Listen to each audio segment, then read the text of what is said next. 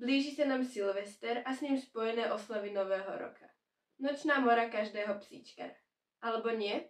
Väčšina psíkov sa bojí a nezvláda túto noc dobre. No my si dnes ukážeme, ako zvládnuť Silvester bez problémov a stresu. To, že sa psík bojí hlasných zvukov, je prirodzené. Vlastne im to kedysi pomáhalo prežiť. No vonku je hlasných nečakaných zvukov veľa a tak na ne treba psíka privyknúť. Ideálne je, ak budete trénovať celoročne, a to už od šteniacieho veku. Môžete začať napríklad tým, že budete cinkať vidličkami alebo pohármi. Psíka by sme mali naučiť, že sa netreba báť a spojiť mu tento zvuk s niečím príjemným. Ja doma občas púšťam zvuky ohňostrojov, aby mal Griffin pocit, že je to úplne normálne.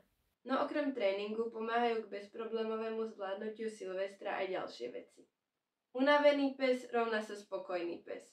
A toto platí na Silvestra dvojnásobne. Každý rok sa s Griffinom na Silvestra vydám na nejaký výlet. Či už sama, alebo so psými kamarátmi. Ak bude psík večer unavený, je oveľa väčšia šanca, že noc v kľude prespí. Ešte som zabudla povedať, že psíka by sme mali unaviť nielen fyzicky, ale aj psychicky. Môžete si napríklad opakovať nejaké triky, ktoré už psík pozná. 31. decembra venčím len na vodítku. Aj keď sa Griffin nebojí a hlasné zvuky nerieši, stále je to zviera a ja neviem, čo sa mu odohráva v hlave. Vodítko určite nie je hanba, práve naopak, je to veľmi zodpovedné.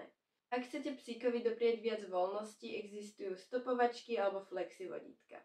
Taktiež stojí za zváženie obojok s telefónnym číslom. Na poslednú prechádzku chodíme okolo 9:30, keďže potom to už viac menej začína. Ľudia hádžu z okien petardy a na nás už neraz skoro nejaká padla. Dospelý pes bez venčenia vydrží aj 10 hodín, takže vám stačí ísť von až ráno.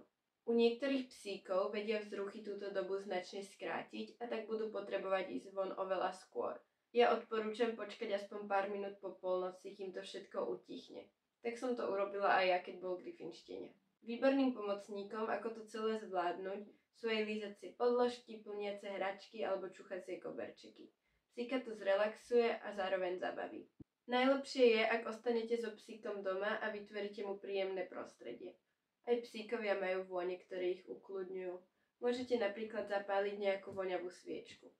Zatvorte okná a pustite hudbu, aby bolo počuť čo najmenej zvukov zvonku.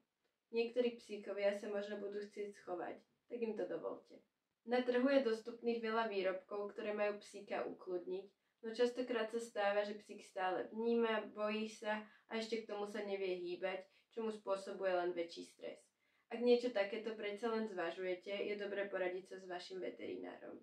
Ešte by sa určite hodilo spomenúť, že ak máte psíka vonku, tak je dobré pustiť ho dovnútra alebo mu sprístupniť aspoň garáž. Ďakujem, že ste si pozreli toto video. Ak sa vám moja tvorba páči, budem rada, ak ma podporíte lajkom, komentárom alebo môžete toto video poslať svojim kamarátom, aby aj oni vedeli, ako zvládnuť Silvester so svojím psíkom.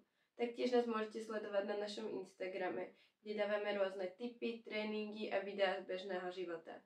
Tak zatiaľ ahoj!